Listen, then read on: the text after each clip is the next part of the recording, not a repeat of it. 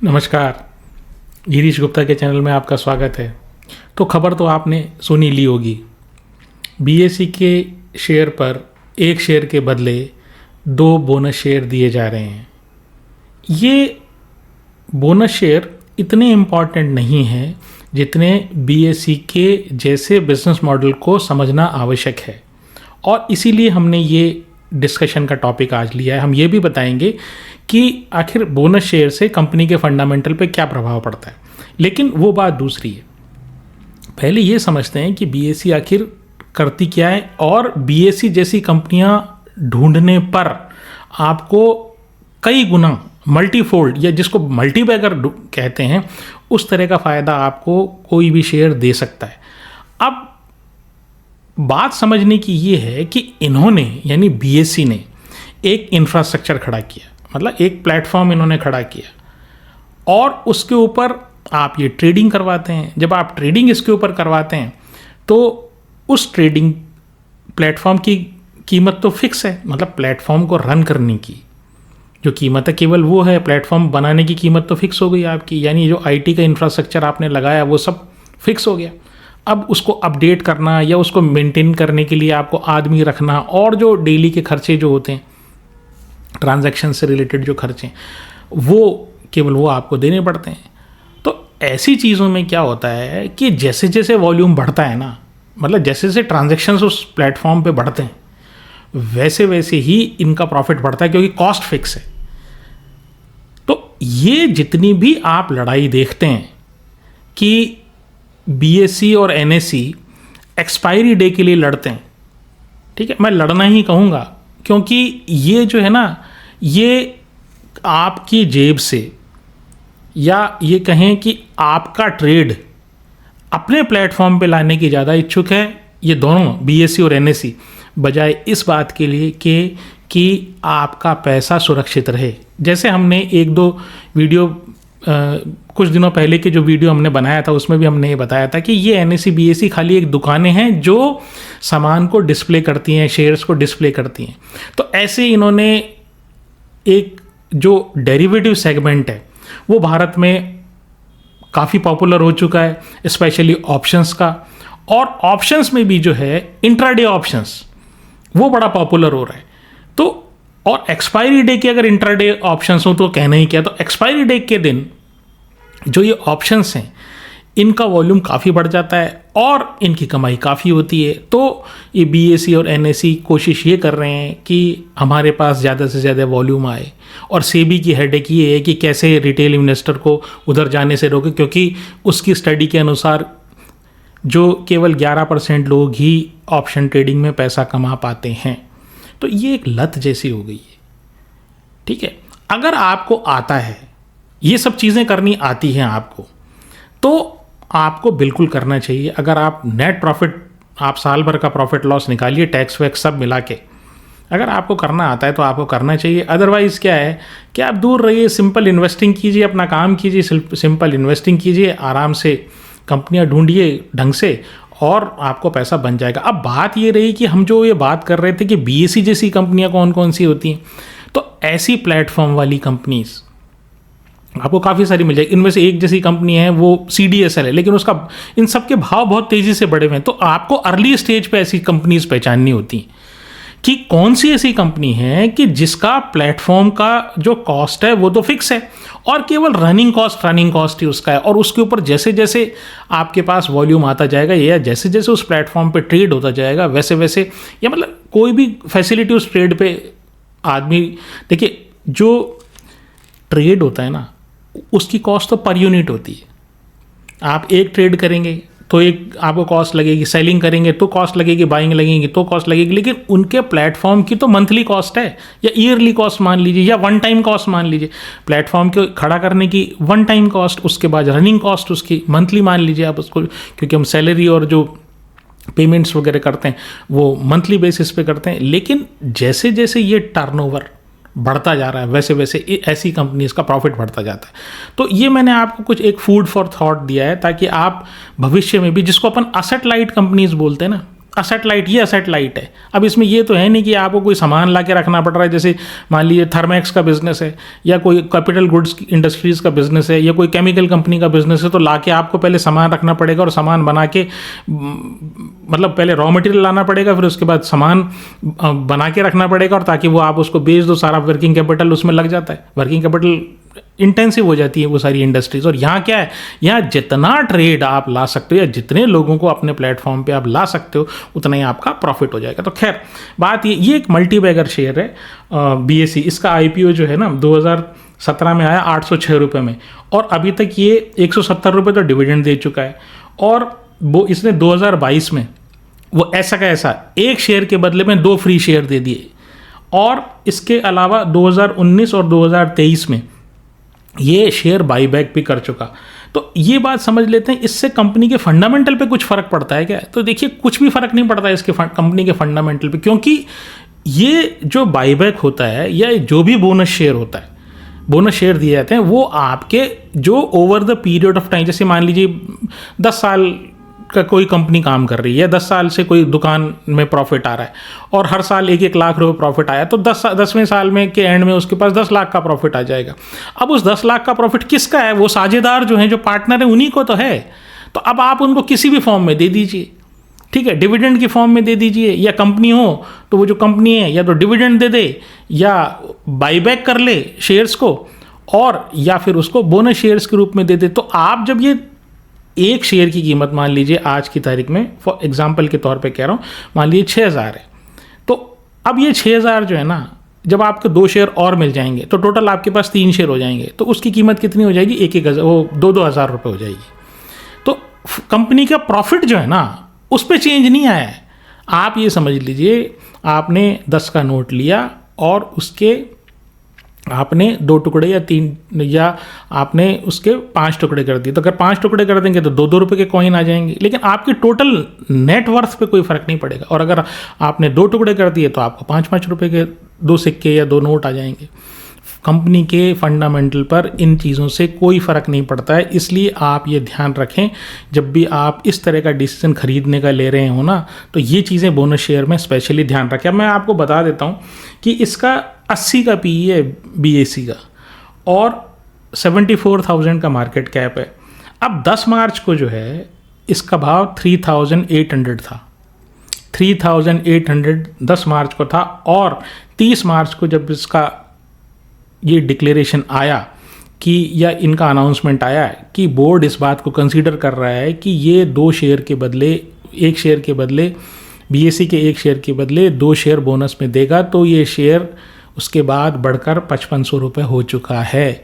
यानी कि जितनी भी इसमें हाइप थी ना, हाइप मतलब बोनस से कुछ नहीं फ़र्क पड़ता, कंपनी के फंडामेंटल पे कोई फ़र्क नहीं पड़ेगा, लेकिन ये जो हाइप है ना, इसी कारण ये 3800 से 5500 रुपये हो गया।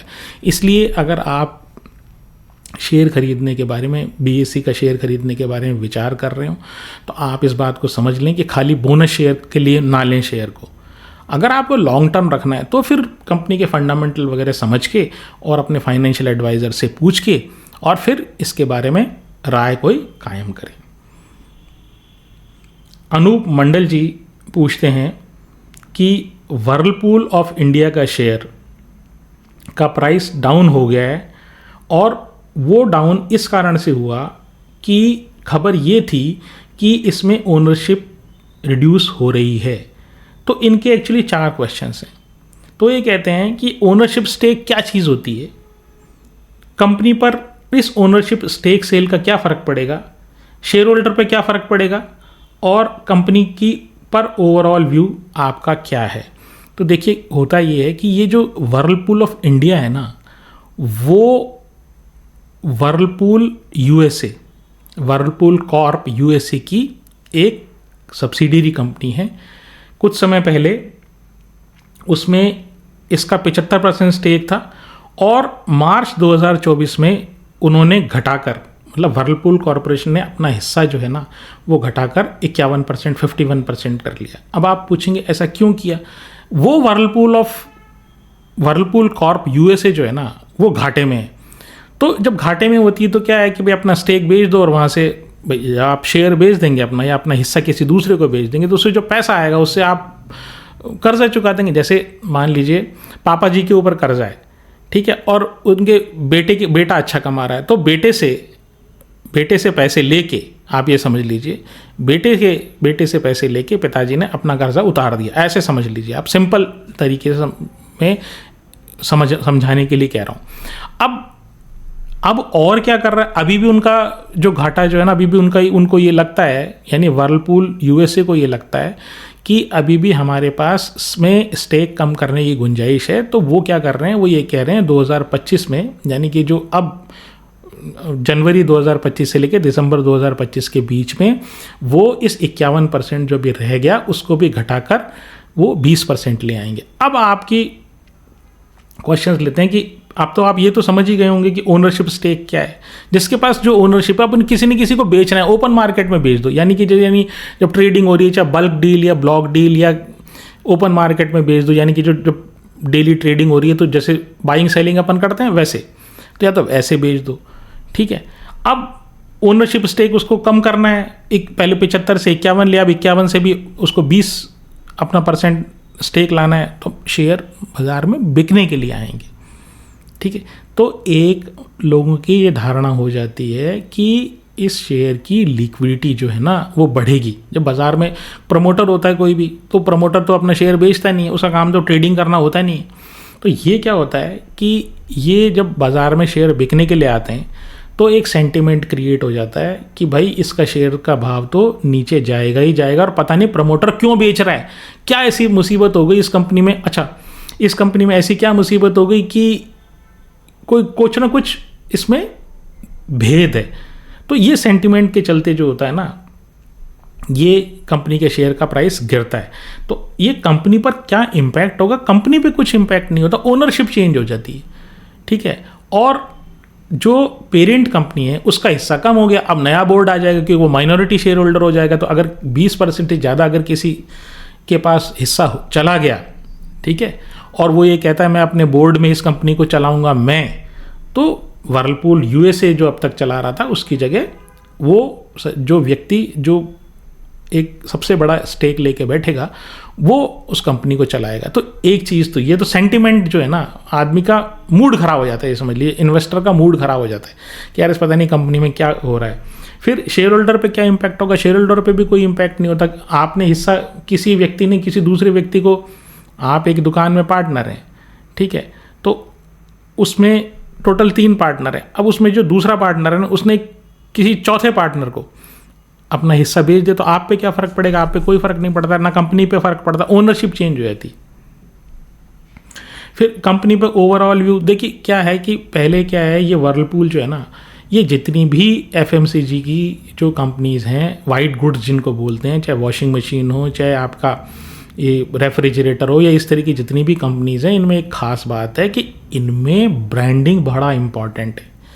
माल ये सब जो है ना वो एक जगह से बनवाते हैं, ठीक है। तो आपने अगर हमारे वीडियोस अभी देख रहे हो तो हमने ओडीएम और ओईएम सप्लायर्स की कई बार हमने जिक्र किया है। तो जो ओडीएम और ओईएम से ये बनवाते हैं, अपना ठप्पा लगवाते हैं और ये बाज़ार में बेच देते हैं, ये सिर्फ और सिर्फ ब्रांडिंग करते हैं, ब्रांडिंग। अब पहले वो अजय देवगन और जो उनकी काजोल जो है वो वर्लपूल के ब्रांड एम्बेसडर हुआ करते थे, तो उस टाइम इनका ब्रांड अच्छा चला करता था। 2020 में के बाद जब से कोरोना हुआ तभी इनके दिन खराब हो गए, तो इनकी सेल वगैरह घटती गई। ब्रांडिंग के लिए भी कोई जो इनकी पेरेंट कंपनी है उसने भी कोई ध्यान नहीं दिया, ठीक है, तो इनकी सेल लगातार गिरती गई। तो अब जो है, अभी जैसे मैं बताऊँ आपको कि पिछले 3 और 5 सालों में इनके जो सेल है ना वो करीब 5% के आसपास बढ़ी और प्रॉफिट जो है ना 10 से 12% घट गया, ठीक है।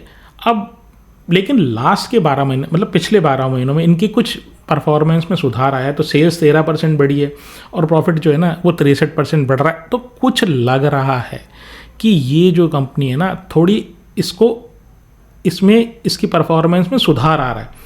तो मार्केट कैप 13,300 करोड़ रुपए, और सबसे अच्छी बात इसमें ये है कि इसमें जो डेट है ना वो ऑलमोस्ट नेग्लिजिबल है, इसके ऊपर कर्जा नहीं है। जो कर्जे वाली कंपनी होती है ना वो अपने आप को सुधार नहीं पाती, इन्होंने कर्जा काफ़ी कम कर लिया। तो जो कर्जे वाली कंपनी होती है और उसकी सेल डाउन होती है ना, उसके ऊपर ये समझ लिए दो तरफ से तलवार लटकी हुई होती है। तो वो जो है ना, उसका उभरना बहुत मुश्किल होता है। लेकिन इन्होंने अपना डेट जो है ना काफ़ी कम कर लिया और नेग्लिजिबल डेट है इनका, और आरओई करीब करीब 6.5% है, 6.36 है। बट फिर भी अभी भी इसका जो पी है ना वो 40 का है। तो मैं ये मानता हूँ कि इस तरह की परफॉर्मेंस वाली कंपनी जिसका 40 का पी हो, तो वो आपको तभी लेने के लिए कंसीडर करनी चाहिए जब आपको उसके फ्यूचर प्रॉस्पेक्ट्स के बारे में या भविष्य के बारे में काफ़ी आपको पता हो, या उसके भविष्य के बारे में अभी आप आश्वस्त हों। और अगर ऐसा नहीं है तो फिर ऐसी कंपनियों को पहले एक बार परफॉर्मेंस आने दें और फिर उसके बाद सोच समझ के है ना इस बारे में आप निर्णय करें। मितुल कुमार जी प्राज इंडस्ट्रीज़ के बारे में पूछते हैं। तो देखिए, प्राज इंडस्ट्रीज़ जो है ना वो एथेनॉल, जो जब से ये एथेनॉल वाला काम हुआ है ना कि एथेनॉल ब्लेंडिंग पेट्रोल में, तो तब से ये प्राज इंडस्ट्रीज़ जो है वो बड़ी पॉपुलर कंपनीज है रिटेल इन्वेस्टर्स के लिए। तो खैर पहले समझ लेते हैं ये करती क्या है। तो देखिए, पहली इसके 5 डिवीजन्स हैं टोटल। तो एक तो है बायो एनर्जी। अच्छा, पहले ये समझ लें कि ये करती क्या है। ये मशीनरी बनाती है, ये कोई केमिकल या एथेनॉल नहीं बनाती है। ये कैपिटल गुड्स कंपनी है। कैपिटल गुड्स वो चीज़ें होती हैं जो अन्य चीज़ों को प्रोड्यूस करने में काम आती हैं, ठीक है। तो ये कैपिटल गुड इंडस्ट्री है, इसमें ये मशीनरी बनाती है, मशीनरी। तो पहली चीज़, इनके जो 5 जो इनके वर्टिकल्स हैं, यानी 5 बिजनेसेस हैं, उसमें एक जो है वो तो एथेनॉल से रिलेटेड है, ठीक है। तो एथेनॉल बनाने की ये मशीनरी बनाती है। और किसको देंगी? गन्ना वाले, जो शुगर प्रोड्यूसर्स जो हैं उनको देती हैं, शुगर कंपनीज को देती हैं। अब इसमें भी 2 तरह की मशीनरी है। तो एक मशीनरी जो है वो 1G एथेनॉल बोलते हैं। अब 1G जैसे 5G 6G 4G जैसे अपने होता है नई जनरेशन वाली। तो 1G क्या है? जो गन्ने से यानी कोई पर्टिकुलर क्रॉप से, है ना, आप जब एथेनॉल बनाते हो तो उसको 1G बोलते हैं। और 2G क्या हुआ? वो उससे बेटर टेक्निक है। उसमें क्या है, आपको क्रॉप खराब करनी नहीं पड़ती। यानी यहाँ तो गन्ना जो है ना, गन्ने का जो से शुगर बन सकती है, उसकी जगह आप एथेनॉल बना रहे हो। और उसमें क्या होता है, जो 2G वाला है, उसमें क्या होता है कि आप ये जो खेतों में जो आपके जैसे गेहूं है या मक्का है या कोई इनके इनका जो हार्वेस्ट करने के बाद जो उनकी जो टॉप जो उनका बॉटम बच जाता है ना, जिसको ठूंठ बोलते हैं, वो वाला जो है ना, वो भूसा और ये सब, जैसे आपने फसल काटी तो ऊपर टॉप का हिस्सा आपने काट लिया और उसके बाद जो उसके स्टैंडिंग उसका प्लांट जो है वो बच जाता है, जिसको ठूंठ बोलते हैं अपन, वो सब से और ऐसे भूसे से लकड़ी का बुरादा हुआ और जो फॉरेस्ट में जो लकड़ी आपको वेस्ट आपको मिलती है, जैसे फॉरेस्ट जो होता है उसमें नीचे टहनियाँ टूट के छोटी टहनियाँ गिर जाती है ना, तो वो वाले उनसे फिर ये जो जब एथेनॉल बनता है वो 2G एथेनॉल कहलाता है, 2nd जनरेशन एथेनॉल, ठीक है। तो उसकी मशीनरी बनाते हैं। तो वो जो टेक्नोलॉजी है वो ज़्यादा इम्पॉर्टेंट और वो ज़्यादा प्रॉमिसिंग है, क्योंकि यहाँ तो फर्स्ट वाले में तो हम एक क्रॉप को जिसका एक ह्यूमन कंजम्पशन में इस्तेमाल हो सकता है उसको ले रहे हैं, उससे एथेनॉल बना रहे हैं। लेकिन यहाँ पर ये जो है ना, जो वेस्ट टाइप जो चीज़ है ना, ठीक है, वो चीज़ से हम एथेनॉल बना रहे हैं। तो पहली चीज़ ये। दूसरा ये फार्मास्यूटिकल इंडस्ट्रीज़ के लिए हाई प्योरिटी सिस्टम्स बनाते हैं। अब हाई प्योरिटी सिस्टम क्या? जैसे आपके पास कोई आई ड्रॉप हुआ, ठीक है, अब आई ड्रॉप आँख में डालते हैं पहले, तो आपके मान लीजिए किसी का आँख का ऑपरेशन हुआ। अब उस आँख के ऑपरेशन के बाद अगर वो कंटेमिनेटेड हुआ, वो लिक्विड, अगर उसमें कोई भी कंटेमिनेशन हुआ या दूषित वो उसमें लिक्विड वो दूषित हुआ, तो आँखों में आपको प्रॉब्लम आ सकती है। इसके लिए एक्सट्रीम हाई प्योरिटी का आपको पानी चाहिए या सॉल्यूशन चाहिए। तो वो सॉल्यूशन बनाने की जो कंपनी है ना, वो जो सॉल्यूशन बनाने की जो मशीनरी है ना, वो भी प्राज इंडस्ट्री बनाती है, हाई प्योरिटी सिस्टम्स। तीसरा क्या है, ये क्रिटिकल प्रोसेस सिस्टम्स भी बनाती है। अब ये क्या हुआ, जैसे क्रिटिकल प्रोसेस सिस्टम उसको ये बोलते हैं, जैसे ऑयल एंड गैस इंडस्ट्री में आपको बॉयलर चाहिए, ठीक है। तो वो बॉयलर हुआ या आपको रिएक्टर हुआ या इसी तरह की जो चीज़ें होती है ना, वो अब बॉयलर क्या होता है, तो एक बार थर्मेक्स वाला अगर आप चाहें तो, अगर आपने नहीं देखा हो तो वीडियो देख लीजिए। अगर आपने थर्मेक्स वाला वीडियो देखा होगा तो आपको ये पता होगा कि बॉयलर क्या होता है, क्योंकि थर्मेक्स काफ़ी बॉयलर बनाने के काम में इन्वॉल्व है। तो क्रिटिकल प्रोसेस सिस्टम ये तीसरा हुआ। चौथा, ये वेस्ट वाटर ट्रीटमेंट में जो जितने भी इंडस्ट्रीज से, जैसे ऑयल एंड गैस से या स्टील प्लांट से जो वेस्ट वाटर अपना निकलता है ना, उसको ट्रीट करके, ठीक है, उसके लिए ये प्लांट बनाते हैं, प्लांट। फिर ब्रूरीज के लिए, जैसे जो बियर बनाने वाली कंपनीज होती है, वो बियर की जिस संयंत्र में या जिस प्लांट में बियर बनाया जाता है, वो प्लांट भी ये बनाते हैं। तो ऐसे इनके टोटल 5 वर्टिकल हो गए जिसके लिए मशीनरी बनाते हैं। कोई केमिकल या कुछ और चीज़ नहीं बनाते हैं, मशीनरी बनाते हैं ये। फिर ये डोमेस्टिक एथेनॉल प्लांट में और ब्रूरीज के इंस्टॉलेशन में, यानी ये जो भारत में ये नंबर 1 है जहाँ तक एथेनॉल की बात रही। मतलब एथेनॉल वाले प्लांट जो ये जो लोग लगवाते हैं, जो कंपनीज लगवाती हैं, ठीक है, वो और जो ब्रूरीज का जो प्लांट लगवाते हैं, तो वो इन्हीं से सबसे ज़्यादा लगवाते हैं। तो ये मार्केट लीडर हैं भारत में। फिर 100 से ज़्यादा कंट्रीज़ में प्राज इंडस्ट्रीज़ की प्रेजेंस है। मार्केट कैप जो है वो 900 करोड़ के आसपास है। जो ROE है वो 23% है। डेट टू इक्विटी हर 100 रुपये पे 13 रुपये है। पी इसका 40 है। तो एक कैपिटल गुड्स इंडस्ट्री में ये जो 40 का पी जो होता है ना, अब ये भी जो इसमें बढ़ा है ना, ये वो जो तेज़ी का मार्केट अभी 3-4 साल से चल रहा है उसके कारण है ये। तो आगे मैं बताता हूँ, इनकी 3 साल की जो सेल्स ग्रोथ है वो 40% है। प्रॉफिट ग्रोथ करीब 50% है। लेकिन लास्ट ईयर जो है ना, 3 साल में तो ठीक है इनकी परफॉर्मेंस, लेकिन अगर लास्ट ईयर की परफॉर्मेंस देखें तो सेल्स फ्लैट हो रही है, ठीक है। और यही कारण है कि इनका शेयर का जो प्राइस है ना, वो नीचे की ट्रेजेक्टरी में है। फिर प्रोमोटर के पास 33% है, FII के पास 19% स्टेक है, DII के पास 18% और पब्लिक के पास 30% है। अब इसमें देखिए मैंने क्या कहा, ये इशू क्या है।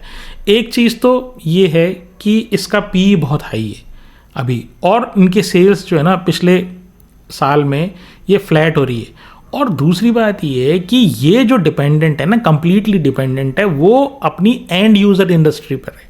यानी कि शुगर इंडस्ट्री से अगर डिमांड आएगी तो इनका प्लांट बिकेगा, ब्रूरी इंडस्ट्री से इनका डिमांड आएगी तो इनका प्लांट बिकेगा, फिर फार्मास्यूटिकल से आएगी तो इनका प्लांट बिकेगा, और इसी तरीके की सब चीज़ें।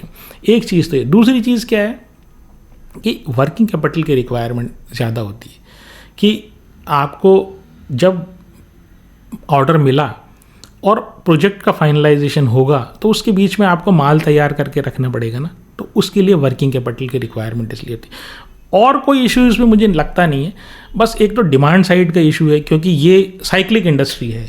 मतलब जब जितने भी कैपिटल गुड्स इंडस्ट्रीज है ना, वो एंड यूज़र इंडस्ट्रीज के ऊपर डिपेंड करती है।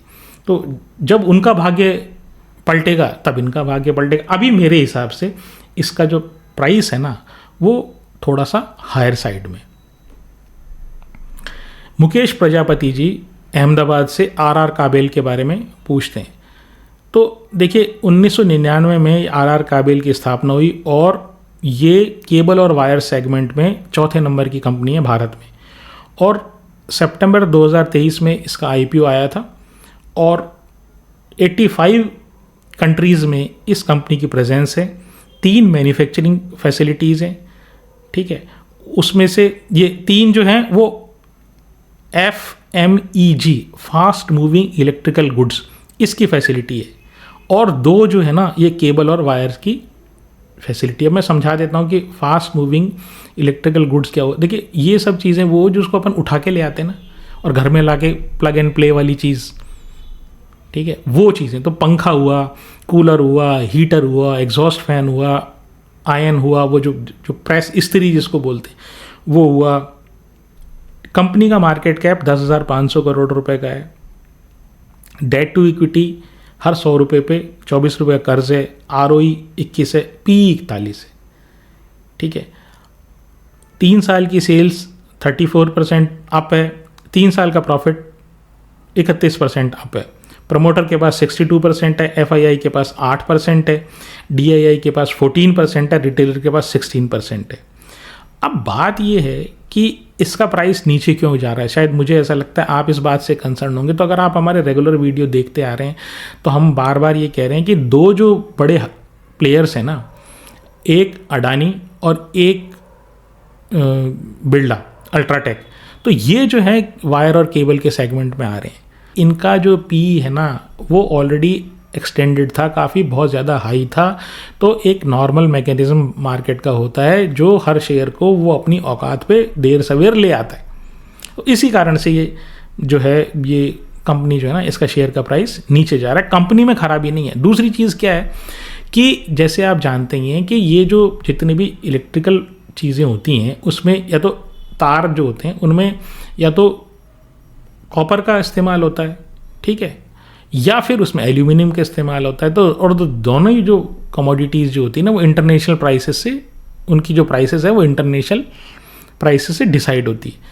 तो वो जो है कितना ये पास ऑन कर पाते हैं, मतलब कंज्यूमर को कितना, जब आपका भाव बढ़ जाएगा उसका कॉपर के एल्यूमिनियम के तो आपकी कॉस्ट बढ़ जाएगी, तो आपको महंगा बेचना पड़ेगा। तो जितना अच्छा ब्रांड होता है ना उतना ही आसानी से उसको वो भाव अपना बढ़ा सकता है। लेकिन कंपटीशन ज़्यादा है और आगे आने वाले कंपटीशन और भी दिख रहा है, तो थोड़ा सा इनको अभी शॉर्ट टर्म में चैलेंज है। निखिल जी फाइनोटेक्स केमिकल के बारे में पूछते हैं। तो निखिल जी, ये जो कंपनी है ना ये करीब करीब 45-46 साल पुरानी कंपनी है और बहुत ही एस्टेब्लिश्ड प्लेयर है।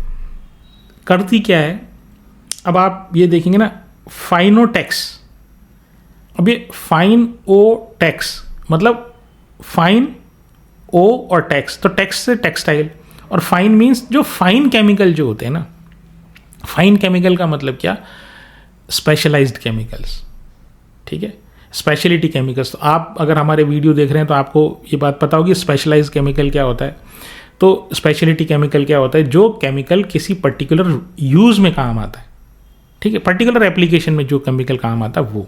अब ये क्या करते हैं, अब ये देखिए एक सबसे बड़ा इनका जो सेगमेंट है ना जिसमें ये बनाते हैं अपने स्पेशलिटी केमिकल बनाते हैं, वो है टेक्सटाइल। तो टेक्सटाइल में ये जो जैसे यार्न आया और या कपड़ा आया उसको प्री ट्रीटमेंट करने के लिए, ठीक है, ये केमिकल हर स्टेज का अलग केमिकल है। तो वो जो टेक्सटाइल वाली कंपनीज है ना उनको ये बेचते हैं। तो किस तरह के केमिकल होते हैं, प्री ट्रीटमेंट के लिए, उसके बाद उसको रंगने के लिए जो केमिकल आता है वो, उसके बाद उसके ऊपर प्रिंटिंग करने के लिए जो केमिकल आता है वो भी बनाते हैं, उसके बाद उसके फिनिशिंग के लिए चमक, कपड़े में चमक लाने के लिए जो केमिकल आता है वो केमिकल भी ये सब बनाते हैं।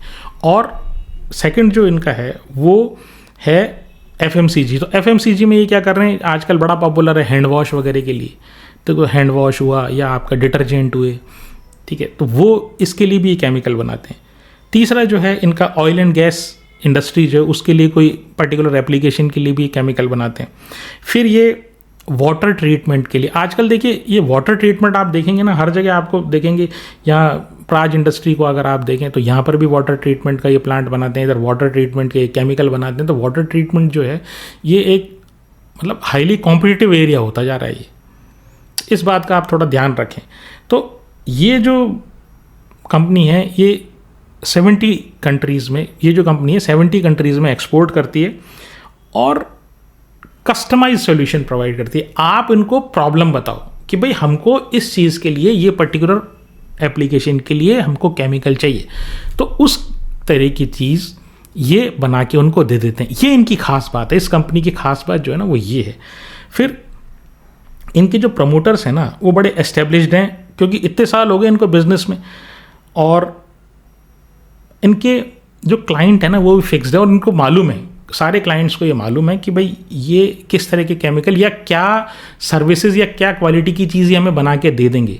लॉन्ग टर्म रिलेशनशिप है जैसे मैंने कहा। फिर क्या है, जो प्रॉब्लम है ना इसमें वो ये है कि इस तरह की जो इंडस्ट्रीज़ है ना, अब ये देखिए इसको 46 साल हो गए और सेम ही बिजनेस में, और केमिकल बनाने का जो मेथड है ना, नई नई टेक्निक्स आ रही हैं और नए नए एप्लीकेशंस आ रहे हैं, मतलब उस केमिकल को बनाने की नई नई चीज़ें आ रही हैं।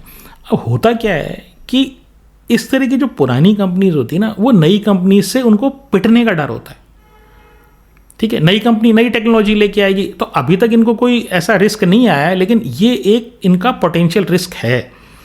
तो हाईली कॉम्पिटिटिव। दूसरी बात क्या है कि ये जितने भी केमिकल्स होते हैं ना, या जितने भी केमिकल इंडस्ट्री है ना, वो मोस्टली क्रूड ऑयल के डेरिवेटिव्स होते हैं, और उसको फिर अपन रिफाइन करते हैं, ठीक है, उसको एक्सट्रैक्ट करते हैं या उसको प्रोसेस करते हैं या उसमें से कुछ रिएक्शन करा के नया केमिकल बनाते हैं। तो ज़्यादातर ये जो ऑर्गेनिक केमिकल्स हैं वो क्रूड के डेरिवेटिव्स होते हैं। क्रूड ऑयल के जैसे भाव बढ़ता है तो इनकी रॉ मटेरियल की कॉस्ट बढ़ती है। अब बात ये कि आप सामने वाले को या जिसको आप बेचोगे उसको आप बड़े भाव पे दे दोगे, तो अगर आपका नाम और आपकी क्वालिटी और आपको सामने वाला आपको इतना पसंद करता है कि आपसे वो लेने के लिए मजबूर है, तब तो आप उसको पास ऑन कर दोगे अपनी बढ़ी हुई कॉस्ट। अदरवाइज़ क्या होता है कि कंपनी की प्रॉफिटेबिलिटी में डेंट आता है, उसमें परेशानी आती है। तो ये चीज़। फिर कंपनी के फाइनेंशियल्स की बात करें तो इसका जो मार्केट कैप है वो 2700 करोड़ का है, डेट टू इक्विटी नील है। बहुत अच्छी बात है, बहुत खास बात है इसमें, इस कंपनी में। प्राइस टू अर्निंग 23 का है, ROE 30 का है, और प्रमोटर के पास 63% है, DIA FI के पास जो 3% और पब्लिक के पास 30% है। तो देखिए इसके जो फाइनेंशियल मैट्रिसेस जो है ना, ये काफ़ी अच्छे हैं। और जहाँ तक मुझे ध्यान है, आपके जो मैसेज आया था, जो कमेंट आया था, उसमें आपने कहा था आपने बड़ा लोअर लेवल पे ले रखा है। तो लोअर लेवल पे लेने अगर आपने ले रखा है तो उसको चिंता की कोई बात इसमें है नहीं। इतने साल से कंपनी चल रही है और अपने को आप इस्टेब्लिश इसने कर रखा है, तो चलना चाहिए कंपनी का, क्योंकि एक तो डेट नहीं है, PE बहुत रीजनेबल है, ROE बहुत अच्छा है ना, और प्रमोटर के पास 63% है। तो ये चार जो मीट्रिक हैं और जो इनकी क्वालिटी ऑफ वर्क है ना, उसके हिसाब से मैं कह सकता हूँ अच्छी कंपनी है, लेने खरीदने की कोई राय नहीं। तो आज जितने भी शेयर मैंने डिस्कस किए उनमें मेरी खरीद फरोख्त की कोई राय नहीं है। अगर आपको मेरा प्रयास पसंद आया हो तो आप चैनल को सब्सक्राइब करें, वीडियो को लाइक करें और शेयर करें। नमस्कार, धन्यवाद, जय हिंद।